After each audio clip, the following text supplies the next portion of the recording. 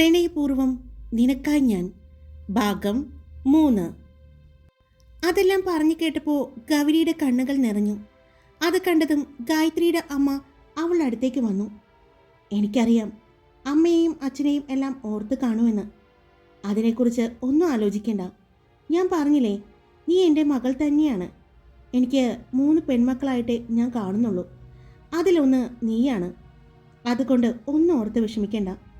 അമ്മ ചെയ്യേണ്ട എല്ലാ കടമകളും അമ്മയെക്കൊണ്ട് പറ്റാവുന്ന രീതിയിൽ ചെയ്തു തരാം. എന്നെ നീ ഇവള് വിളിക്കുന്നത് പോലെ തന്നെ അമ്മ എന്ന് തന്നെ വിളിച്ചാൽ മതി. പണ്ട് കോളേജിൽ പഠിക്കുമ്പോൾ നീ വീട്ടിൽ വരുമ്പോൾ എന്നെ വിളിക്കാറില്ലേ? ആ വിളി ഇപ്പോൾ എൻ്റെ ചെവിയിലുണ്ട്. ആ സന്തോഷം, ആ അമ്മ എന്നുള്ള വിളി, അത് ഞാൻ ഇപ്പോൾ കേൾക്കാൻ ആഗ്രഹിക്കുന്നുണ്ട്. അത് പറഞ്ഞതും ഗൗരി അമ്മയെ കെട്ടിപ്പിടിച്ചു. അവളുടെ ആ പ്രവൃത്തി അവരുടെയും കണ്ണുകൾ നിറയുന്നുണ്ട്. ഗായത്രിയുടെയും കണ്ണുകൾ നിറഞ്ഞു. മതി മതി, എന്നെ കൂടി കരയിപ്പിച്ചു. ഇങ്ങനെ പോയാൽ നമ്മുടെ കുഞ്ഞും കരയും. നീ പോയി വേഗം കുളിച്ചിട്ട് വന്നേ. ഗൗരി, ഞാനും ദേ എൻ്റെ കുഞ്ഞിപ്പെണ്ണും കൂടി ഒന്ന് പുറത്തേക്ക് ഇറങ്ങുകയാണ്. ഇവിടുത്തെ പ്രകൃതിയുമായി ഈ കുഞ്ഞ് ഒന്ന് ഇണങ്ങട്ടെ. ഇവിടുത്തെ പ്രകൃതിയിൽ ഔഷധ ഗുണങ്ങളുണ്ടെന്ന് ത്രേസ്യടുത്തി പറയുന്നുണ്ട്. അത് ശരിയാണെന്ന് എനിക്കും തോന്നിയിട്ടുണ്ട് കേട്ടോ. ഈ പറമ്പിൽ തന്നെ നീ കണ്ടോ, കാപ്പി, കുരുമുളക്, എന്തൊക്കെയോ ഉണ്ട്. അങ്ങനെ എല്ലാം ഉണ്ട്. നല്ല കാപ്പിപ്പൂവിൻ്റെ മണം നല്ല രസമാണല്ലേ. എനിക്ക് ഭയങ്കര ഇഷ്ടമാണ്. ഞാൻ വൈകുന്നേരങ്ങളിലും സന്ധ്യാനേരത്തും രാത്രി ഭക്ഷണം കഴിച്ച് കഴിയുമ്പോഴൊക്കെ പുറത്തു വന്നിരിക്കും ഈ കാപ്പിപ്പൂവിൻ്റെ മണം കിട്ടാൻ വേണ്ടി. ഗായത്രി പറഞ്ഞു. മോള് പോയി കുളിച്ചിട്ട് വാ, അല്ലെങ്കിൽ ആ ചൂടുവെള്ളം ഐസ് പോലെ ആകും, ഗായത്രിയുടെ അമ്മ പറഞ്ഞു. ഗൗരി വേഗം കുളിക്കാനായി പോയി. ഗായത്രിയും അമ്മയും കുഞ്ഞിനെയും കൊണ്ട് പുറത്തേക്കിറങ്ങി. അവർ പുറത്തേക്കിറങ്ങുമ്പോൾ കണ്ടു പുറത്തെ കസേരയിൽ ഇരുന്ന പത്രം വായിക്കുന്ന റോസിയമ്മച്ചിയെ. കുഞ്ഞിനെയും എടുത്ത് പുറത്തു നിന്ന് നിൽക്കുന്ന ഗായത്രിയെയും അമ്മയെയും കണ്ട് റോസിയമ്മച്ചി അങ്ങോട്ട് വന്നു. മോൻ ഉറങ്ങിയോ? ഗായത്രിയുടെ അമ്മ ചോദിച്ചു. ഉറങ്ങി. എഴുന്നേൽക്കുമ്പോൾ കുറച്ചു നേരം ആ കരച്ചിൽ പതിവാണല്ലോ. അത് കഴിയുമ്പോൾ പാല് കുടിച്ചു കഴിഞ്ഞാൽ അവ ഉറങ്ങിക്കോളും, അവരുടെ അടുത്തേക്ക് നടന്നു വന്നുകൊണ്ട് റോസിയമ്മച്ചി പറഞ്ഞു. കുഞ്ഞു ഉറക്കാണോ? ടവലിൽ പൊതിഞ്ഞിരിക്കുന്ന കുഞ്ഞിനെ കണ്ട് അമ്മച്ചി ഗായത്രിയുടെ അടുത്ത് വന്നുകൊണ്ട് ചോദിച്ചു. അപ്പോഴാണ് കണ്ണ് തുറന്ന് കിടക്കുന്ന കുഞ്ഞിനെ കാണുന്നത്. ഇല്ല, ഉറങ്ങിയിട്ടില്ല. കണ്ണ് തുറന്ന് ചുറ്റും നോക്കിക്കൊണ്ടിരിക്കുകയാണ്, ഗായത്രി പറഞ്ഞു. ഗായത്രിയുടെ കയ്യിൽ നിന്നും റോസിയമ്മച്ചി കുഞ്ഞിനെ വാങ്ങി. കുഞ്ഞിൻ്റെ കണ്ണുകളിലേക്ക് നോക്കിയപ്പോഴാണ്, ഈ കുഞ്ഞിൻ്റെ കണ്ണിന് പ്രത്യേകതയുണ്ടല്ലോ, കാപ്പി കണ്ണാണല്ലോ, റോസിയമ്മച്ചി പറഞ്ഞു. ഞാൻ അമ്മയോട് പറയുകയായിരുന്നു അത്, ഗായത്രി പറഞ്ഞു. ഞാൻ റോസിയെ കാണാനിരിക്കുകയായിരുന്നു. റോസി, ഈ ആയുർവേദ മരുന്നുകൾ കിട്ടുന്ന ഷോപ്പ് ഇവിടെ എവിടെയാണ്? ഞാനിവിടെ വന്നിട്ട് അധികം പുറത്തു പോയിട്ടില്ല, അതുകൊണ്ട് എനിക്കറിയില്ല. അങ്ങനെ അറിയാൻ സാധ്യതയില്ല. വന്നിട്ട് 1 മാസമല്ലേ ആയുള്ളൂ ഞങ്ങളും. എന്തിനാ ഇപ്പോൾ ആയുർവേദ മരുന്നുകൾ? റോസിയമ്മച്ചി ചോദിച്ചു. ഞാൻ പറഞ്ഞില്ലേ റോസി, ഗൗരി മോൾക്ക് പ്രസവം കഴിഞ്ഞിട്ട് ഒന്നും ചെയ്തിട്ടില്ല. ഇപ്പോൾ കുഞ്ഞിന് 5 മാസത്തിലേക്ക് കടന്നു. 5-ാം മാസമായിട്ടും ഒരു പ്രസവരക്ഷയും ചെയ്തിട്ടില്ല. ഇനിയെങ്കിലും ചെയ്തില്ലെങ്കിൽ ആ കുഞ്ഞ് ആകെ തളർന്നു പോകും. ഇപ്പോൾ തന്നെ ആ കുഞ്ഞ് എഴുന്നേറ്റ് നിൽക്കാൻ ജീവനുണ്ടോ എന്ന് പോലും അറിയില്ല. നന്നായി ക്ഷീണിച്ചു. ഇതുപോലെ ഒന്നും അല്ലായിരുന്നു കാണാൻ.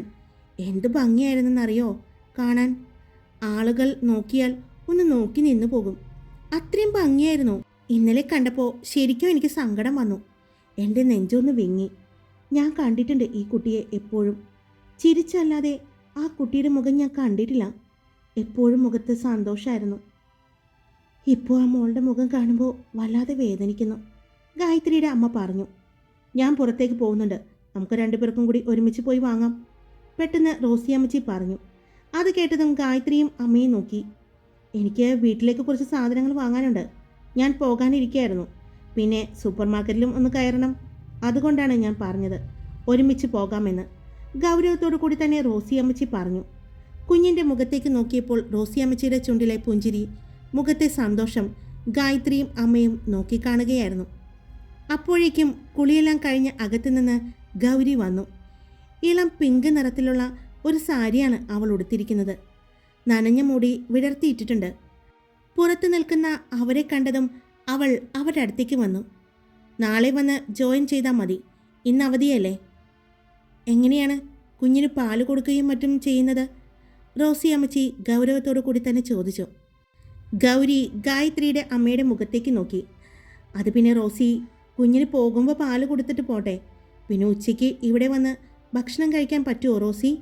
ഗായത്രിയുടെ അമ്മ ചോദിച്ചതും അതിനെന്താ, രാവിലെ പോകുമ്പോൾ കുഞ്ഞിന് പാല് കൊടുത്തിട്ട് പോട്ടെ. അത് കഴിഞ്ഞിട്ട് 12 മണി 12:30 ലഞ്ച് ബ്രേക്കാണ്. ആ സമയത്ത് വന്ന് കുഞ്ഞിന് പാല് കൊടുക്കുകയും ചെയ്യാം. ഇവർക്ക് രണ്ടുപേർക്കും ഭക്ഷണം കഴിക്കുകയും ചെയ്യാം. അത് കഴിഞ്ഞ് ഒരു 1:30 ആകുമ്പോഴേക്കും തിരിച്ച് സ്കൂളിലെത്തിയാൽ മതി. പിന്നെ 3:30 വന്നിട്ട് കുഞ്ഞിന് പാൽ കൊടുക്കാമല്ലോ. അതുപോരെ? ഇനി കുഞ്ഞിനെ ഇടയ്ക്ക് എഴുന്നേറ്റ് കരയുകയാണെങ്കിൽ നമുക്ക് എന്തെങ്കിലും കുറുക്കോ സെർലാക്കോ അങ്ങനെ എന്തെങ്കിലും കൊടുത്താൽ പോരെ? അത് ഡോക്ടറോട് വേണമെങ്കിൽ നമുക്ക് ചോദിക്കാം. റോസി അമ്മച്ചി ഗൗരവത്തോടു കൂടി തന്നെയാണ് പറയുന്നത്. അത് മതിയില്ലേ? റോസി അമ്മച്ചി ചോദിച്ചു. അത് മതി, പെട്ടെന്ന് ഗായത്രിയുടെ അമ്മ തന്നെ പറഞ്ഞു. അപ്പോഴാണ് ഗൗരി പെട്ടെന്ന് അവളുടെ മാറിലേക്ക് കൈ കൊണ്ടുപോകുന്നത് അവർ കണ്ടത്. അവളുടെ മുഖത്തെ വെപ്രാളം കണ്ട് ഗായത്രി അവളെ നോക്കി.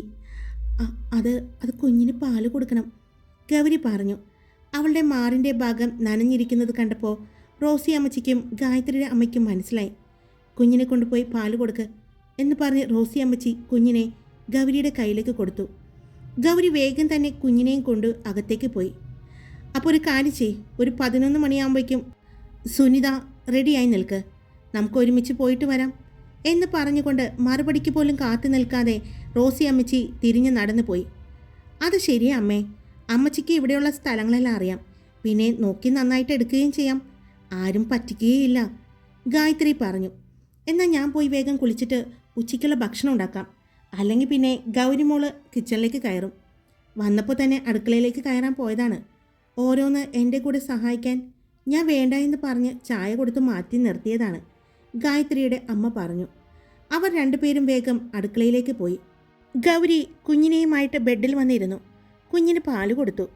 കുഞ്ഞുറങ്ങിയതും അറിയാതെ തന്നെ ഗൗരിയും ഉറങ്ങിപ്പോയി. ഗായത്രി ഭക്ഷണം കഴിക്കാൻ വിളിക്കാൻ വന്നപ്പോഴാണ് കാണുന്നത് കുഞ്ഞിനെയും ചേർത്ത് പിടിച്ച് കിടന്നുറങ്ങുന്ന ഗൗരിയെ. അമ്മയെയും കുഞ്ഞിനെയും പുതപ്പിച്ചു കൊടുക്കാൻ വേണ്ടി ഗായത്രി അടുത്തേക്ക് വന്നപ്പോഴാണ് അവളുടെ മാറിന് മുകളിലായി കാണുന്ന പൊള്ളിയ പാടുകൾ ഗായത്രി കാണുന്നത്. അത് കണ്ടതും അവൾ ആ ഭാഗത്തേക്ക് കൈ കൊണ്ടുപോകാൻ പോയതും പെട്ടെന്ന് ഗൗരി കണ്ണു തുറന്നു. അവൾ ഞെട്ടി എഴുന്നേറ്റു. എന്താ എന്താ പറ്റിയേ? പെട്ടെന്ന് ഗായത്രി ചോദിച്ചു. അത് ഒന്നുമില്ല, ഗൗരി പറഞ്ഞു. അവൾ വേഗം തന്നെ സാരി നേരെയിട്ടു. കുഞ്ഞിന് പാല് കൊടുത്തപ്പോൾ ബ്ലൗസിൻ്റെ കൊളുത്ത് അഴിഞ്ഞു കിടക്കുകയായിരുന്നു. അവൾ അതിടാൻ പോയതും ഗായത്രി കൈകൊണ്ട് തടഞ്ഞു. ഇതെന്താ ഗൗരി ഈ കാണുന്നതൊക്കെ? അവളുടെ മാറിൻ്റെ ഭാഗത്തായി കാണുന്ന പാടുകളിലേക്ക് കൈ ചൂണ്ടിക്കൊണ്ട് ഗായത്രി ചോദിച്ചു. അവളുടെ ചോദ്യം കേട്ടതും ഗൗരിയുടെ കണ്ണുകൾ നിറഞ്ഞു. എന്താ എന്താ ഗൗരി? ഗൗരിയുടെ 2 തോളിലും കൈവച്ചുകൊണ്ട് ഗായത്രി ചോദിച്ചതും ഒരു പൊട്ടിക്കരച്ചിലൂടെ ഗായത്രിയെ കെട്ടിപ്പിടിച്ചു. പെട്ടെന്നുള്ള അവളുടെ ആ പ്രവൃത്തിയിൽ ഗായത്രി ഒന്ന് ഞെട്ടി. കുറച്ചുനേരം അവൾ ഗൗരിയുടെ തലയിൽ തലോടിക്കൊണ്ടിരുന്നു. അവളുടെ കരച്ചിൽ പതിയെ കുറഞ്ഞു വന്നു എന്നറിഞ്ഞതും ഗായത്രി ഗൗരിയെ അടർത്തി മാറ്റി. അപ്പോഴാണ് ഗായത്രിയുടെ അമ്മ അങ്ങോട്ട് വന്നത്. നീ ഗൗരിമോളെ വിളിക്കാൻ വരാൻ പറഞ്ഞിട്ട് ഇവിടെ എന്താ? പെട്ടെന്ന് 2 പേരുടെയും കണ്ണുകൾ നിറഞ്ഞിരിക്കുന്നത് കണ്ടതും ഗായത്രിയുടെ അമ്മ ആവലാതിയോടെ എന്താ പറ്റിയേ എന്ന് ചോദിച്ചു. അമ്മ ഇത് കണ്ടോ എന്ന് പറഞ്ഞ് ഗായത്രി ഗൗരിയുടെ മാറിനെ മറച്ച സാരി മാറ്റി. അയ്യോ ഇതെന്താ? പെട്ടെന്ന് അത് കണ്ടതും ഗായത്രിയുടെ അമ്മ 2 കൈ കൊണ്ട് വായ പൊത്തിപ്പിടിച്ചുകൊണ്ട് ചോദിച്ചു. മോളെ ഇതെന്താ പറ്റിയേ?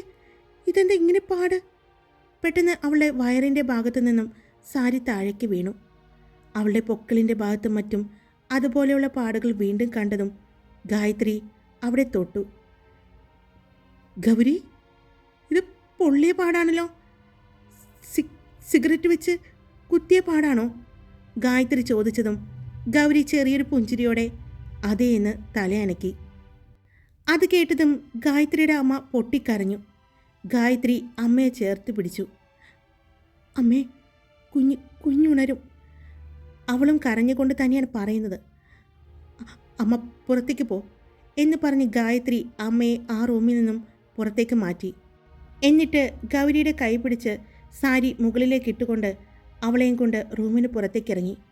സോഫയിൽ ഇരുന്ന് കരഞ്ഞുകൊണ്ടിരുന്ന ഗായത്രിയുടെ അമ്മയെ കണ്ടതും ഗൗരി അമ്മയുടെ അടുത്തേക്ക് ചെന്നു. അമ്മ കരയണ്ട, എനിക്കിപ്പോൾ വേദനയൊന്നുമില്ല. വേദനയുണ്ടായിരുന്നു കുറേ കുറേ നാൾ മുമ്പ്. ഇപ്പോൾ ഇപ്പോൾ വേദനയൊന്നുമില്ല. അത് മാറിക്കൊള്ളും, ഗൗരി പറഞ്ഞ് അവരെ ആശ്വസിപ്പിക്കാൻ ശ്രമിച്ചു. അമ്മ അവളെ ചേർത്ത് പിടിച്ചു. എന്നാലും മോളെ, ഇത് എങ്ങനെയാ ഇത് സംഭവിച്ചത്? ഗായത്രിയുടെ അമ്മ ചോദിച്ചു. എൻ്റെ ഭർത്താവെന്ന് പറയുന്ന ആള് അങ്ങനെ പറയാൻ പറ്റുമെന്ന് എനിക്കറിയില്ല. നിയമപ്രകാരം വിവാഹം കഴിച്ചിട്ടില്ല. അമ്പലത്തിൽ വെച്ച് താലി കെട്ടി എൻ്റെ അച്ഛൻ്റെ വീട്ടുകാരെ ബോധ്യപ്പെടുത്താനായിട്ട് അത്രമാത്രം. അങ്ങനെ എന്നെ കൊണ്ടുപോയി. ഭർത്താവെന്ന് പറയുന്ന പേരിൽ അയാൾക്ക് പിന്നീട് എനിക്കത് ശീലമായിരുന്നു. എൻ്റെ ശരീരത്തെ വേദനിപ്പിക്കുന്നതായിരുന്നു ആളുടെ സന്തോഷം. ഞാൻ കരയുന്നതായിരുന്നു ആൾക്ക് ആനന്ദം. വേദന കൊണ്ട് ഞാൻ കരയുമ്പോൾ പുള്ളി പൊട്ടിച്ചിരിക്കുമായിരുന്നു. പൊള്ളിയ സ്ഥലത്ത് തന്നെ വീണ്ടും പൊള്ളിക്കുമ്പോൾ മാംസം അടർന്നു പോകുന്നത് പോലെയൊക്കെ തോന്നും. അത്രയ്ക്കും വേദനയോടെ അലറിക്കരയുമായിരുന്നു. പിന്നെ കരയാതെയായി. ഞാൻ കരയുമ്പോൾ അയാൾ സന്തോഷിക്കേണ്ട എന്നുള്ള രീതിയിൽ. എന്നാലും പിടിച്ചു നിൽക്കാൻ പറ്റില്ല, അത്രയ്ക്കും വേദനയായിരിക്കും. ഗൗരി പറയുന്നത് കേട്ടതും ഗായത്രിയും കരഞ്ഞിരുന്നു. എൻ്റെ ശരീരം മുഴുവനുണ്ട് ഇതുപോലുള്ള പാടുകൾ. ഇപ്പോൾ ഞാൻ പറഞ്ഞില്ലേ, എനിക്ക് വേദനയൊന്നുമില്ല. അത് മാറിക്കൊള്ളും പതിയെ. ഇപ്പോൾ കുറച്ച് ദിവസമായിട്ട് ഉപദ്രവമില്ലാത്തത് കൊണ്ട് മാറി തുടങ്ങിയിട്ടുണ്ട്. അവൾ പറഞ്ഞതും ഗായത്രിയും അമ്മയും ഒരുപോലെ അവളെ ചേർത്ത് പിടിച്ചു. അപ്പോഴാണ് ഗൗരി ആ വീടിൻ്റെ വാതിക്കൽ തന്നെ നിൽക്കുന്ന റോസി അമ്മച്ചിയെ കാണുന്നത്. അവൾ നോക്കുന്ന ഭാഗത്തേക്ക് നോക്കിയ ഗായത്രിയും അമ്മയും റോസി അമ്മച്ചിയെ കണ്ടു. അവർ അകത്തേക്ക് കയറി വന്നു. റോസി, ഇത് കണ്ടോ? എൻ്റെ മോൾ അനുഭവിച്ച വേദന കണ്ടോ നീ എന്ന് പറഞ്ഞ് ഗായത്രിയുടെ അമ്മ ഗൗരിയുടെ വയറിലും മാറിലെയും പാടുകൾ കാണിച്ചു കൊടുത്തു. റോസി അമ്മച്ചി നടന്ന് അവൾക്കടുത്തേക്ക് വന്നു. അവളുടെ പാടുകൾ അവരുടെ കണ്ണുകളും നിറച്ചു. ഇവിടെ മാത്രമല്ല റോസി, എൻ്റെ മോളുടെ മാറിലും വയറിലും മാത്രമല്ലെന്ന്, ശരീരത്തിൻ്റെ പല ഭാഗത്തുണ്ടെന്ന്. സഹിക്കാൻ പറ്റുന്നില്ല. അവൻ, ആ ദുഷ്ടൻ ഗതി പിടിക്കില്ല. അവൻ അനുഭവിക്കും. ഇതിനേക്കാൾ വേദന അനുഭവിച്ചേ അവൻ മരിക്കൂ.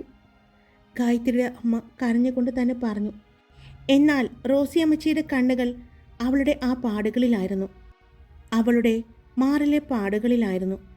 റോസി അമ്മച്ചിയുടെ കണ്ണുകൾ നിറഞ്ഞു. അവർ അവളുടെ അടുത്തേക്ക് വന്ന് സാരിയെടുത്ത് അവളുടെ മാറിൽ ഇട്ടുകൊടുത്തുകൊണ്ട് തിരിഞ്ഞു നടന്നു.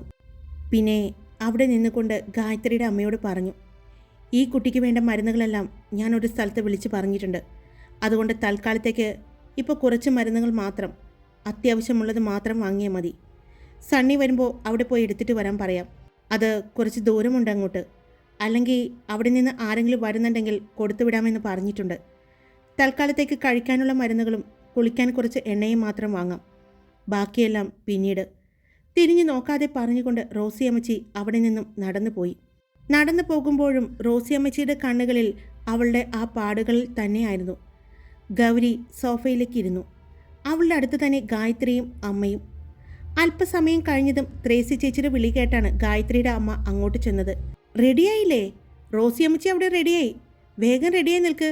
നിങ്ങൾ റെഡിയായെന്ന് നോക്കാൻ വേണ്ടി വന്നതാ ഞാൻ, ത്രേസി ചേച്ചി പറഞ്ഞു. ഞാനിപ്പോൾ റെഡിയാവാം എന്ന് പറഞ്ഞ് അവർ അകത്തേക്ക് പോയി.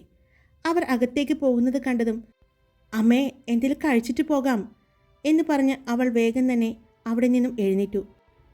മുഖം വാഷ് ചെയ്യാനായി പോയി. മുഖം കഴുകി അവൾ കിച്ചണിലേക്ക് ചെന്നു. അമ്മ ഇഡ്ഡലിയും സാമ്പാറും ഉണ്ടാക്കി വെച്ചിട്ടുണ്ടായിരുന്നു. അവൾ അടുക്കളയിലേക്ക് പോകുന്നത് കണ്ടതും ഗായത്രിയും കൂടെ ചെന്നു.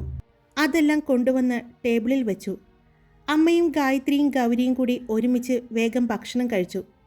അപ്പോഴേക്കും റോസി അമ്മച്ചി റെഡിയായി പുറത്തിറങ്ങി. ഗായത്രിയുടെ അമ്മയെ കാത്തു നിൽക്കുന്നുണ്ടായിരുന്നു. ഗായത്രിയുടെ അമ്മ വേഗം തന്നെ റെഡിയായി ഓടിച്ചെന്നു. ഞാൻ കുറച്ച് വൈകിയല്ലേ?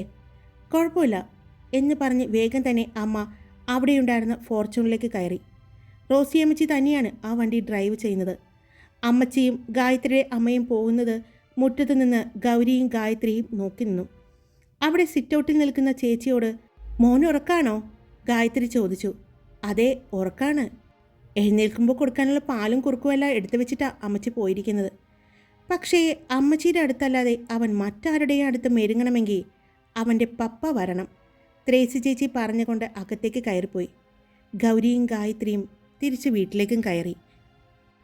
ഹായ്, സുഖമാണ് എല്ലാവർക്കും? ഞാൻ സുഖമായിട്ടിരിക്കുന്നു. ഇന്നത്തെ സ്റ്റോറി ഞാൻ ഇട്ടിട്ടുണ്ടേ. എനിക്ക് തീരെ പറ്റുന്നുണ്ടായിരുന്നില്ല. ശബ്ദമൊക്കെ വല്ലാതെ തൊണ്ടയൊക്കെ വേദനിക്കുന്നു എനിക്ക്. എന്തായാലും ഞാൻ ഇട്ടിട്ടുണ്ട്. നിങ്ങളുടെ അഭിപ്രായങ്ങളൊന്ന് പറയണേ. ഇഷ്ടപ്പെട്ടാൽ ലൈക്ക് ചെയ്യണേ, കമൻറ്റ് ചെയ്യാനും മറക്കരുതേ. സബ്സ്ക്രൈബ് ചെയ്യാതെ കേൾക്കുന്നവരാണെങ്കിൽ സബ്സ്ക്രൈബ് ചെയ്ത് സപ്പോർട്ട് ചെയ്യുക. Love you all. It's me Karthika.